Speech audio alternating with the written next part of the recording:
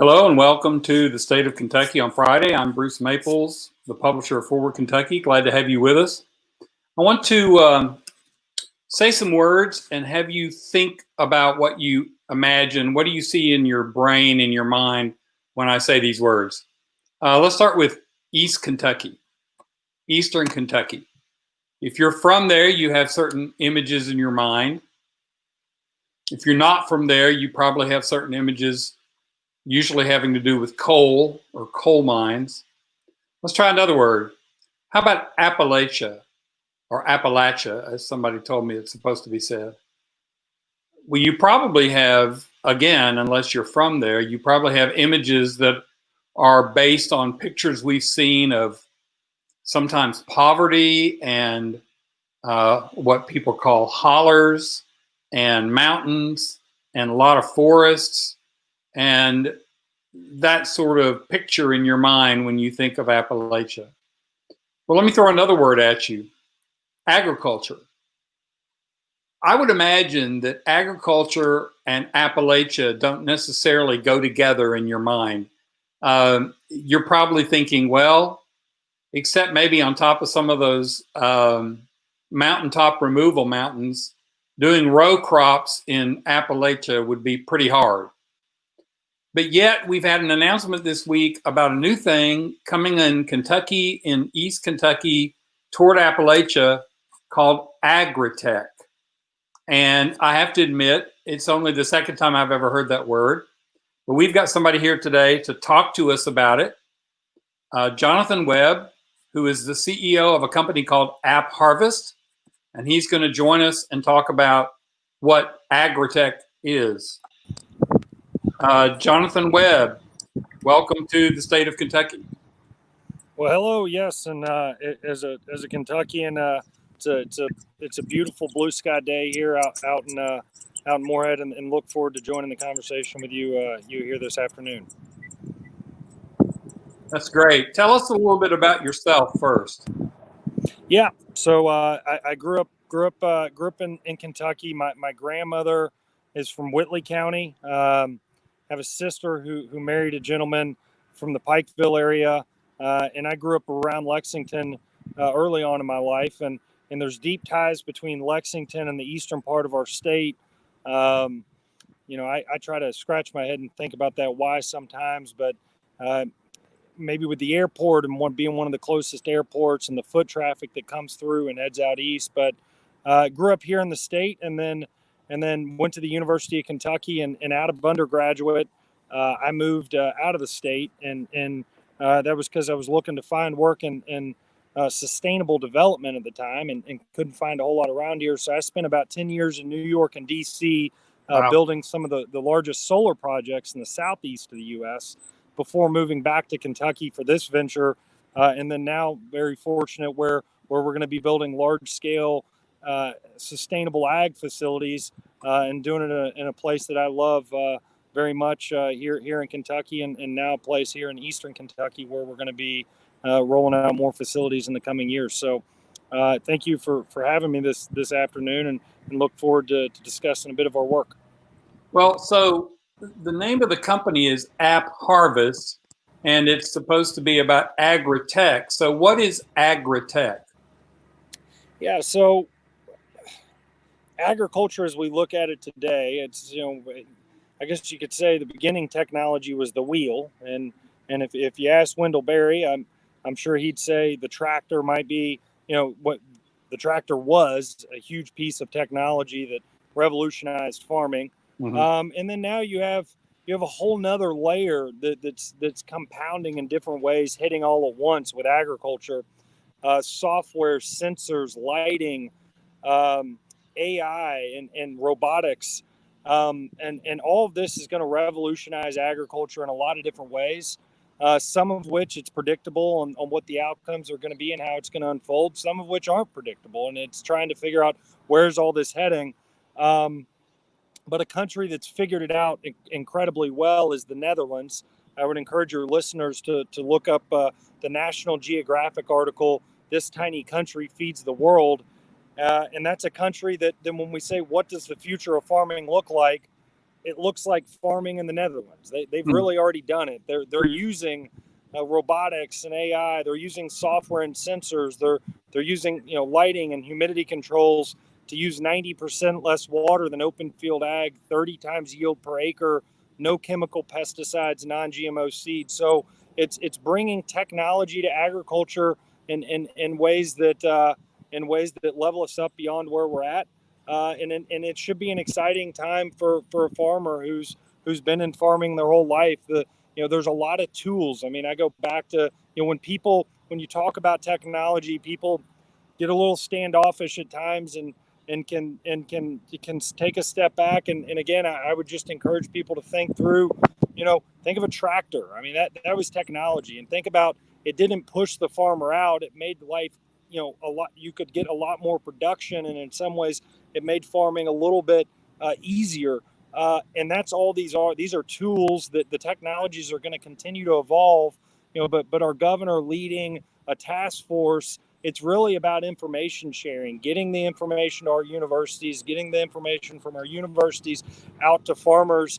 And as the industry evolves, making sure we stay ahead of it, and not only prepare our farmers here in Kentucky, but not just prepare ourselves, but let's lead the U.S. in this. No one's really leading, and it's our opportunity. I know Ryan Quarles, Commissioner Quarles, we're close with. I know he's been keen on it.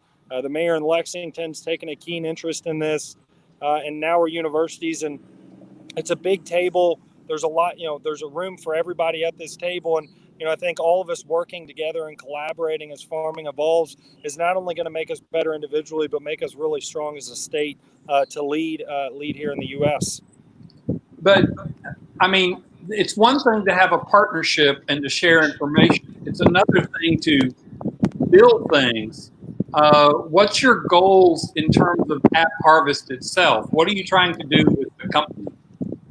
Well, you're right. So us singularly at AppHarvest, our goal is to build some of the largest indoor grow facilities in the world, put them in Kentucky and specifically in Appalachian counties in the eastern part of our state. And we're focused on building the large facilities. I'm on the farm today where over to my right, we're building our 60-acre facility that'll be opening later this year. The facility is going to run completely on recycled rainwater. We're collecting all the water from the roof, putting it in a retention pond. We're funneling that back into the greenhouse without using chemicals to be able to feed the plants with fresh water. It'll be the largest LED lighting installation in the world. So we've got 60 acres of LED lights to be able to give the micromole of lighting to the plant. So the plant feels like if it's a December day or a January day, it feels like it's a good summer day to that plant. And then software and sensors inside of the greenhouse to be able to control the climate. So again, on a winter day, that tomato plant feels like it's a great summer day. So we're setting out to build the large facilities. And I think what the governor was trying to say earlier this week is, hey, there's a lot of different companies that support what we're doing. Let's get those companies here. Let's get lighting companies and water companies and all the different suppliers of technology we're using. Why not bring them here to Kentucky? There's no one in the U.S. that's really doing this at scale. Most of these companies are in Europe and specifically in the Netherlands, and we're just trying to attract the best over there and bring them over here with us. When I went to your website, I was just tremendously impressed with some of the things you laid out, like you just said, 365-day growth and being able to produce so much more food per acre. I think you had a statistic on there that we were going to need a second planet to feed everybody. And this is a way to do that. But you also have an involvement with local schools. Is that correct? Yeah. So two points there that you hit that are very important to us. One, the UN report that came out last summer on agriculture is predicting 50 to 70% more food is going to be needed by 2050 to meet a rising population, to get to over 9 billion people and rising middle class around the world. To get that food production the way we're currently growing, I was at Berkeley last year. They're E.O. Wilson's Half Earth Summit, and E.O. Wilson saying we would need that campus saying we would need 2 planet Earths.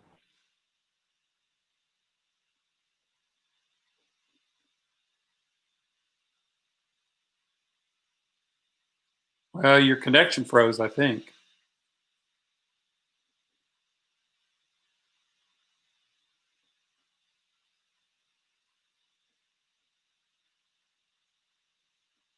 Jonathan, can you hear us?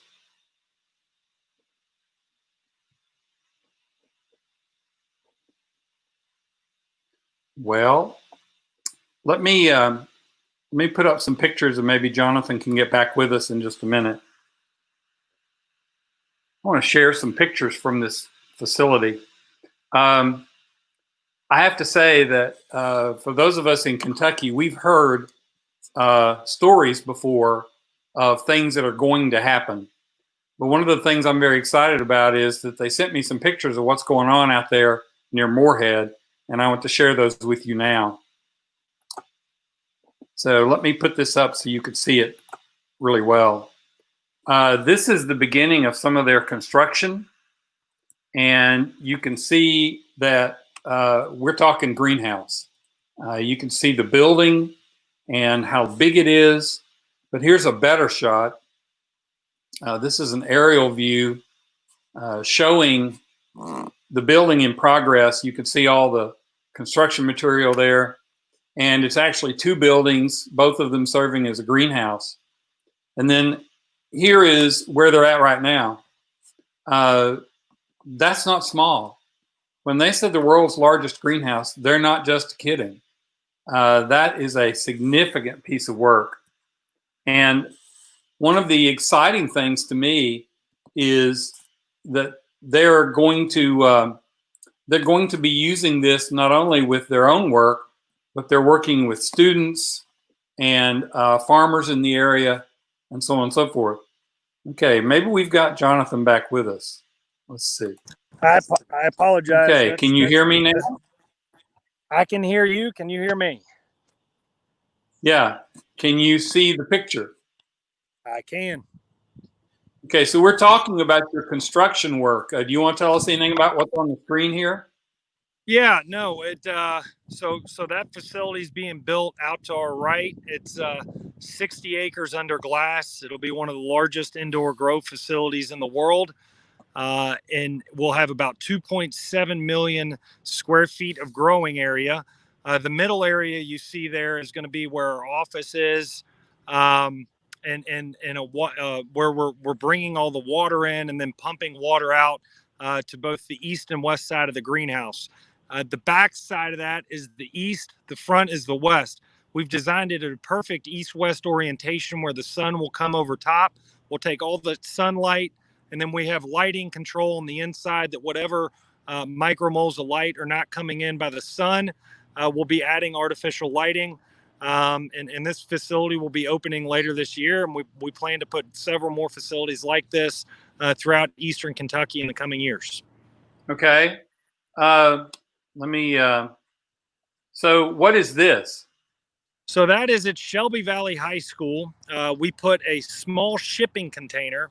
And when we were starting this early on, our investors who've been very fortunate to have a good group of investors that deeply believe in our mission and believe in the region. But the question was, are people going to, do young people, are they going to want this? Do people want to be in farming? And if you go into a high school today, ask any kid what they want to be when they grow up. You'll get doctor, accountant, lawyer. Very few people say farming. You might ask 100 kids. You'd be lucky to get a couple.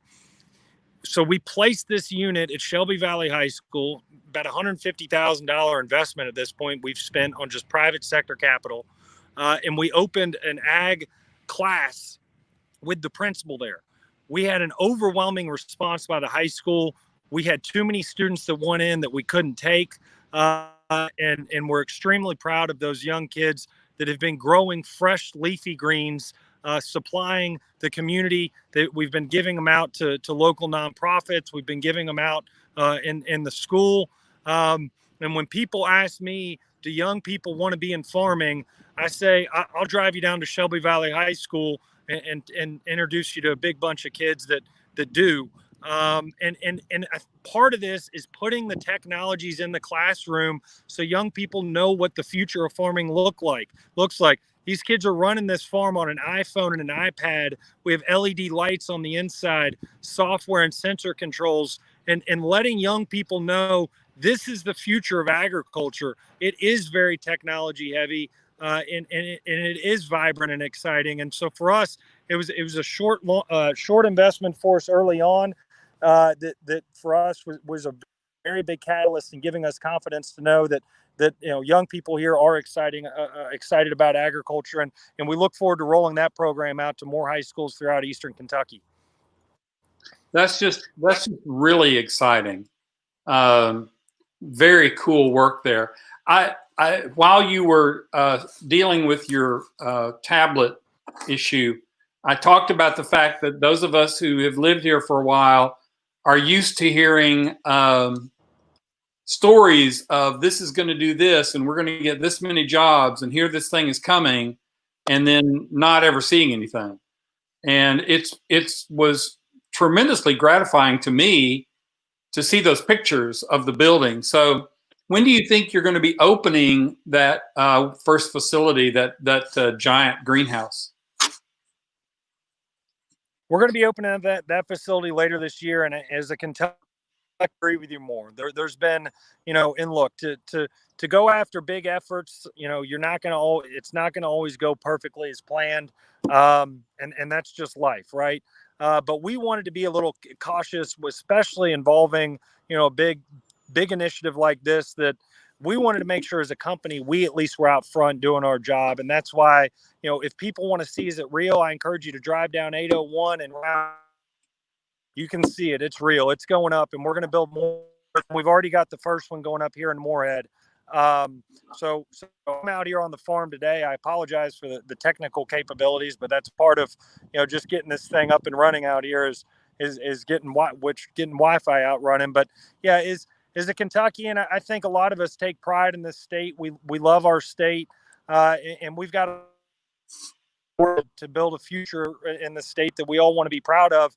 And to my friends that are out working in Boston or San Francisco or New York City because they moved away to find jobs that they felt like they couldn't find here, I'm picking up the phone, calling everybody I possibly can. It's time to come back. And I think in a post-COVID world, we have a real opportunity to take a look at where our priorities at and where we want to put time and energy. And I hope my friends and fellow Kentuckians that have left this state, we've lost a bunch of our best and brightest, will come back here and work with us in a platform that's not about one company and not about, one specific area that we're focusing on, but we're taking a big wide net with this ag task force that the governor announced. And hopefully we'll be getting not only the current companies here, working together, but we'll get some of our best and brightest that have left the state to come back and work on this. It's very exciting. And I hope you will be able to come back later, particularly when you get close to opening, and be on again, maybe give us a tour through the greenhouse and the facility, and keep us up to date on what you're doing there. Yeah, thank you so much. Appreciate the interest, and absolutely, we'll be transparent with what we're doing throughout the process, and look forward to talking to you more. Jonathan Webb, CEO of AppHarvest, working on AgriTech out in the state. Thank you so much for being on the State of Kentucky. Thank you, sir. That's exciting stuff. I'm really pleased to see that. So we have another segment. I want to talk about, for just a moment, statistics. I'm a stats nerd. And sometimes stats can be fun, and sometimes they can be good, and sometimes they can be scary. And we've got some scary statistics that I want to share, so stay with us.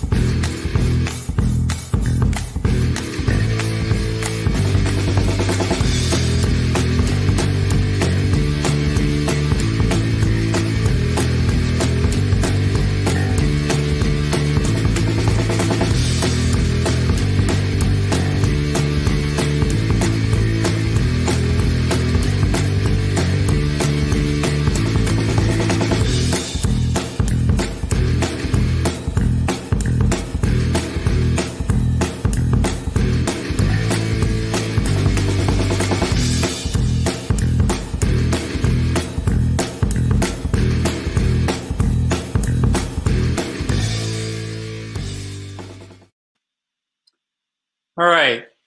Let's talk about statistics for just a minute, particularly some scary statistics. Let me lay the ground for you. If you have a large group of people and you're doing an average across those people, which averages are not the best statistics, but let's say you are, and you have one group in the larger group, you have a subgroup that is very different or that has very different numbers, they can skew the numbers in your statistics, and they can make things look better or worse than they really are. So if you have one group of people where the situation is getting better and everybody else's situation is getting worse, it could average out and look pretty good. Well, let's talk about coronavirus. Let's talk about COVID-19. As we all know, the New England area, particularly the state of New York, had horrific numbers early on. They were getting hammered. They were getting 2,000 new cases a day. They were having deaths. They had to bring in refrigerated trucks to handle the bodies. I mean, they were just getting slammed. Well, they did a lot of things. They did a lot of lockdown. They did a lot of orders. They did a lot of testing. They did a lot of stuff. And basically, they started getting it under control. But their numbers are still included in the United States numbers, and they give us a false sense of what's going on. So I want to show you some graphs.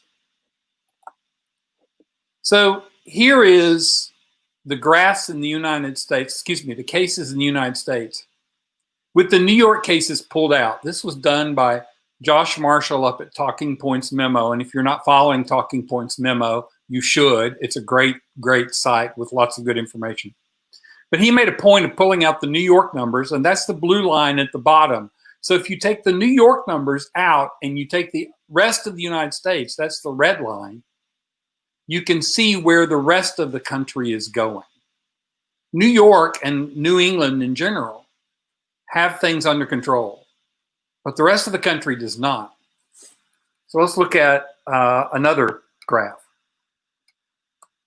Everybody talks about it's testing that's causing this. We're testing more, and so that's why we're seeing more cases. Well, the blue line on this graph is testing. It's the number of tests being done every day across the United States. And you can see that it's going up at a fairly steady rate. And you can see early on, back in March, when we were increasing testing, that indeed the cases went up. But as you would expect, if you understand how epidemics work, how pandemics work, when you continue to increase testing, you begin to get the people who aren't, who don't have the virus. Because the beginning of it, you get people who want to come and get tested because they're worried. Later on, you get people who may not have been worried, they're just getting tested. So the numbers start going down, the number of new cases. But then look over to the right. We're continuing to increase testing, but the number of new cases doesn't track along with it. It's not just the testing that's causing all the new cases. It's the fact that we've got new infections. It's the fact that the virus is spreading now throughout the southern United States. And some states are just getting hammered.